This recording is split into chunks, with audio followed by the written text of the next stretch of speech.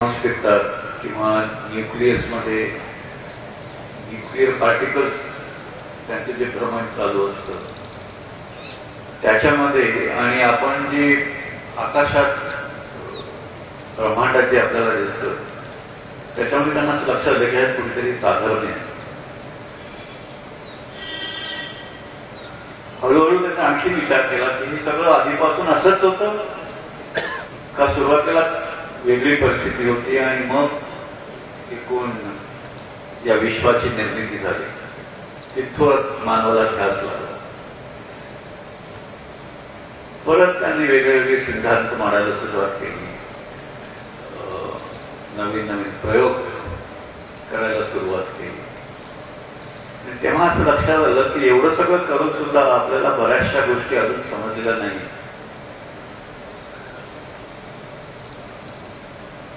इतकं लक्षात आलं की ऊर्जा आणि पदार्थ किंवा मास आणि एनर्जी यांचा कुठेतरी संबंध आहे.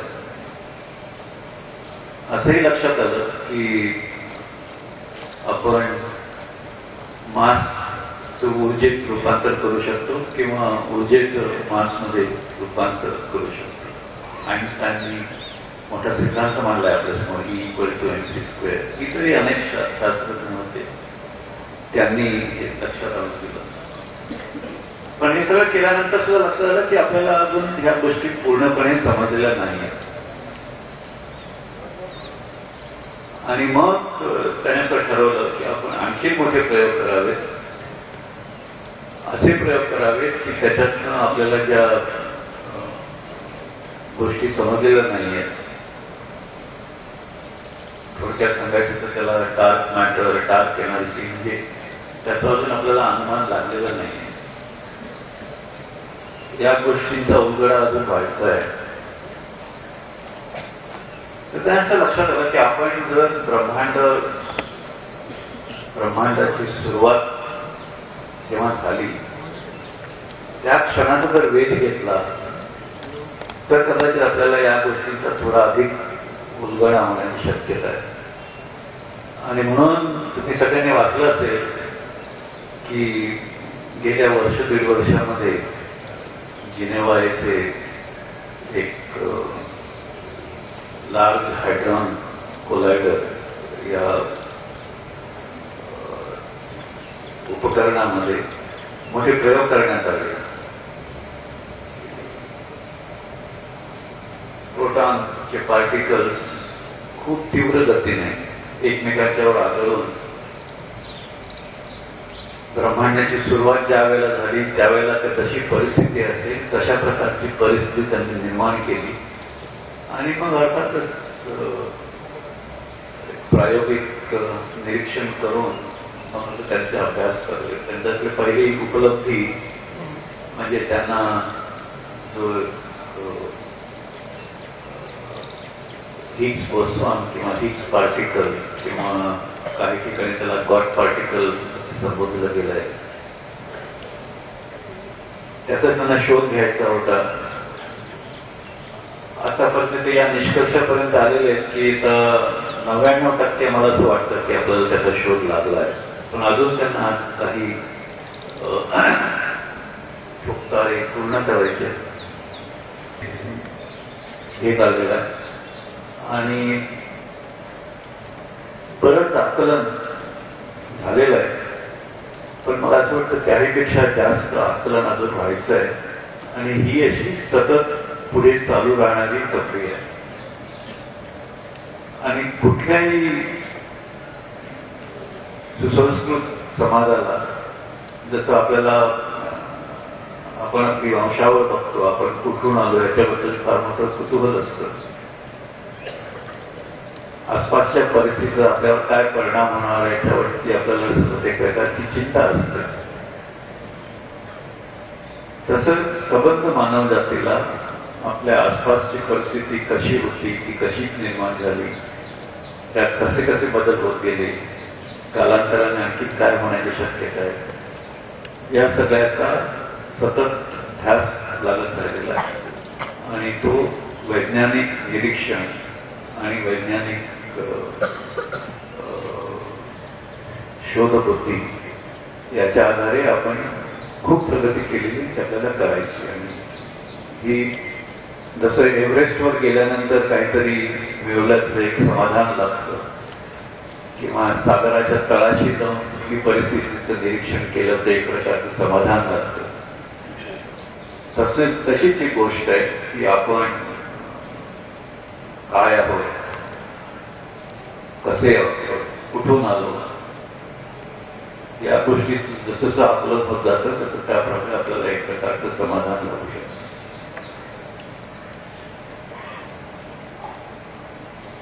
त्याच्यामध्ये मग इतर गोष्टी आल्या. सुरुवातीला मानवाने विस्तवाचा शोध लावला, त्याला त्याच्यानंतर मग अन्न शिजवण्याची पद्धती शिकला, त्याच्यानंतर शेती करायला शिकला, अन्नधान्य करायला शिकला, तंतू पासून धागा बनवायला शिकला, कपडे विणायला शिकला, आणि वेगळ्या वेगळ्या गोष्टींमध्ये आपली प्रगती होत गेली. आणि अर्थातच त्या अनुषंगाने आपलं जीवनमान आपण सुधारू शकतो. हा तंत्रज्ञानाचा भाग झाला. आपण विज्ञानात मार्गक्रमण करून समजून शिकून मग एका बाजूला आपण आपलं आकलन वाढवलं, दुसऱ्या बाजूला जे काही आपण बघितलं त्याच्यापासून नवीन तंत्रज्ञान पुढे आणून ते आत्मसात करून मानवाचं जीवनस्तर सुधारण्याच्या दृष्टीने पण आपण प्रयत्न केले. ज्या समाजाने या बाबतीत खूप प्रगती केली, अर्थातच त्या समाजाने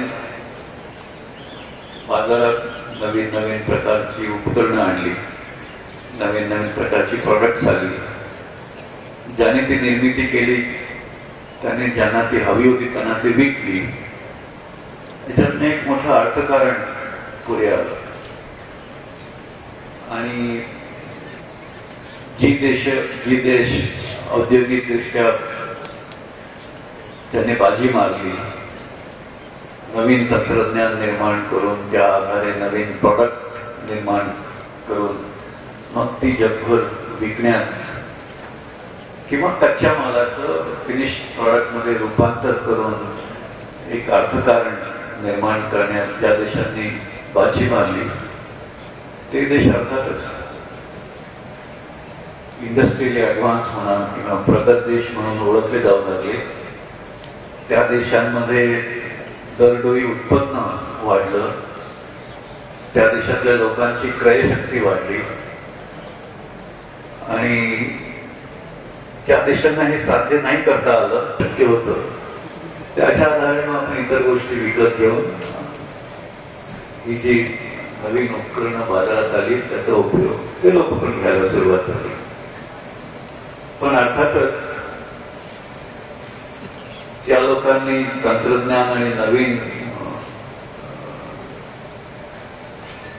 औद्योगिकरणाचं कास धरली, त्या देशांनी या अर्थकारणात पैसा कमावला, आणि ज्या देशांनी या बाबतीत जे देश पुढे नाही आले किंवा मागे राहिले त्या देशांनी या बाबतीत पैसा खर्च केला, किंवा अगदी एक्स्ट्रीम गोष्ट म्हणायची झाली तर त्या लोकांनी पैसा कमावला. याचाच अर्थ असा झाला की जे देश किंवा जो समाज विज्ञानाची कास करून नवीन तंत्रज्ञान निर्माण करू शकेल आणि त्या तंत्रज्ञानाच्या आधारे स्वतःचं असं एक सक्षम अर्थकारण निर्माण करू शकेल, तो देश तुलनात्मकदृष्ट्या आजच्या जगात पुढे राहील. आणि जो हे करू शकणार नाही तो देश तुलनात्मकदृष्ट्या मागे राहील. आणि मला असं वाटतं की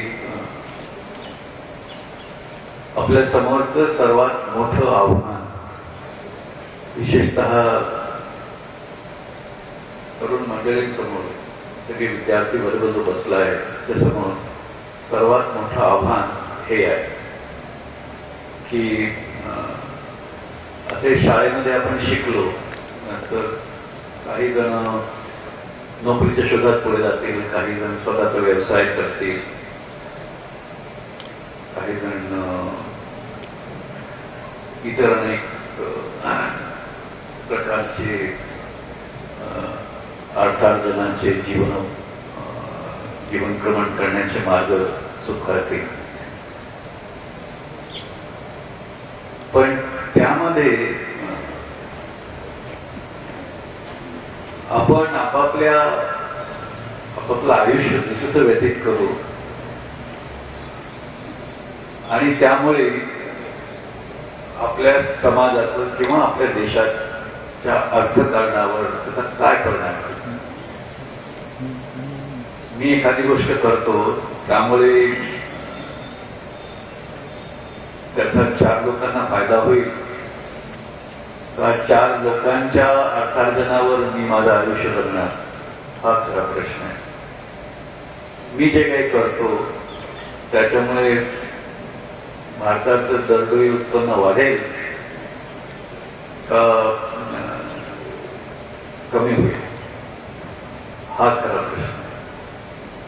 आणि म्हणून मला असं वाटतं की प्रत्येक विद्यार्थ्याने, आणि मग ते कुठे असो, म्हणजे विज्ञान शाखेचा विद्यार्थी असो, आर्ट्सचा विद्यार्थी असो, कॉमर्सचा विद्यार्थी असो किंवा इतर अन्य शिक्षण शाखांचा विद्यार्थी असो, प्रत्येकाने ही गोष्ट नीटपणे समजून घेतली पाहिजे. कारण त्या सर्वांचा परिणाम होता. म्हणजे एखादा व्यवसाय निर्माण कुठे झाला तर त्याच्यामध्ये सायन्स येतं, टेक्नॉलॉजी येते, इकॉनॉमिक्स येतं, कॉमर्स येतं, ह्युमॅनिटीज येतात, इंडस्ट्रियल रिलेशन येतं, सर्व गोष्टीचा त्याच्यामध्ये अंतर्भाव असतो. आणि आपल्याला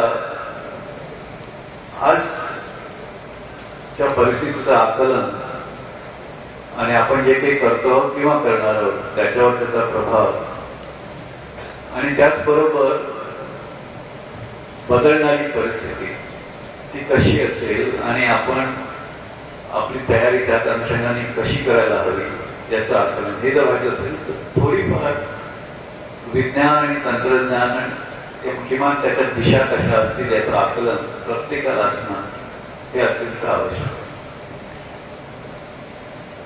आता अगदीच उदाहरण द्यायचं झालं तर एकच उदाहरण देतो तुम्हाला मी. अशी कल्पना करा की पूर्वी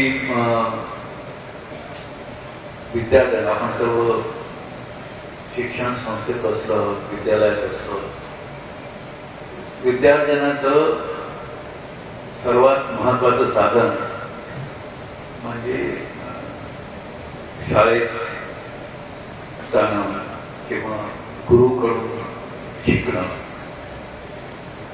आणि मग त्यात वेगळ्या संकलन आता घरी आई वडील हे आपले पहिले गुरु असतात, शाळेमध्ये शिक्षक हे आपले गुरु असतात, मग आसपासली वडीलधारी मंडळी त्यांच्याकडनं आपल्याला काही शिकायला मिळतं. तर हा एक शिक्षण प्राप्त करण्याचा एक मार्ग झाला आणि हा फार पूर्वीपासून चालत आलेला आहे.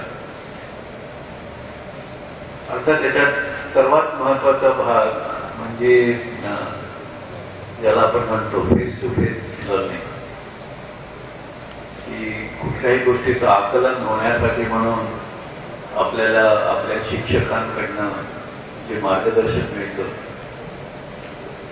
आणि त्यामुळे आपल्याला त्या गोष्टी समजण्याची मदत मिळते, हा एक फार मोठा महत्वाचा मुद्दा. आता तुम्हाला माहिती आहे आज आपण इंटरनेटच्या युगात वावरतो. आजकाल काही मोबाईल्समध्ये सगळं इंटरनेट ऍक्सेस आपल्याला करता येतो. जरा काही झालं की पटकन लोक करत नाही आणि तुम्हाला त्याची अचूक माहिती. आता एखाद्या गोष्टीची माहिती असणं हा एक भाग झाला आणि त्या गोष्टीचं ज्ञान असणं हा दुसरा भाग झाला. आणि केवळ एखाद्या गोष्टीची माहिती आहे म्हणून आपल्याला त्याचं ज्ञान मिळालं असं होत नाही. पण पूर्वी अर्थातच आपल्याला एखाद्या गोष्टीची माहिती मिळायची झाली तरी ती आपल्याला शिक्षकांकडनं मिळायची. नंतर मग आपल्याला ती पुस्तकांच्या माध्यमातून मिळायला लागली. म्हणून मग लायब्ररीचं महत्त्व वाढलं. वर्तमानपत्र, नियतकालिका, मासिकं, जर्नल्स अशी अनेक माध्यमातून आपल्याला माहिती आणि ज्ञान दोन्ही मिळायला लागलं. आणि ते आता मात्र आपल्याला इंटरनेटच्या माध्यमातून चटकन आपल्या समोर येण्याची व्यवस्था झालेली आहे. अर्थातच यामुळे शिक्षण पद्धती एक मोठ्या प्रकारची क्रांती होऊ घातलेली आहे हे आपल्या सहज लक्षात येईल. एक काळ असा येईल की शिक्षक आणि विद्यार्थी यांचं नातं शिक्षक म्हणून कमी आणि मेंटर म्हणून जास्त अशा प्रकारचं नवीन नातं निर्माण होण्याची शक्यता आहे. कारण ती काही माहिती आहे ती